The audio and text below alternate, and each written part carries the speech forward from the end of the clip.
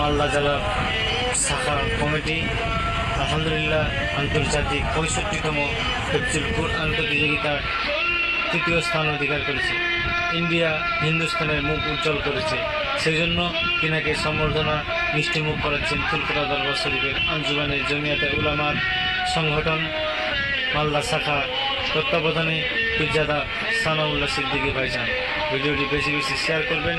আলহামদুলিল্লাহ India great, ইন্ডিয়ার মুখ উজ্জ্বল করেছে আমাদের হাফেজ জামিল ফারহান ভাইজান। জিন্দাবাদ জিন্দাবাদ জিন্দাবাদ। আলহামদুলিল্লাহ মনের কত আশা ছিল আল্লাহ ছোট্ট ছোট্ট বাংলাদেশের হাফেজগুলোকে দেখে যে আল্লাহ আমার ইন্ডিয়ায় কীরকম হাফেজ, আল্লাহ মনের আশা পূরণ করেছে। আলহামদুলিল্লাহ আলহামদুলিল্লাহ।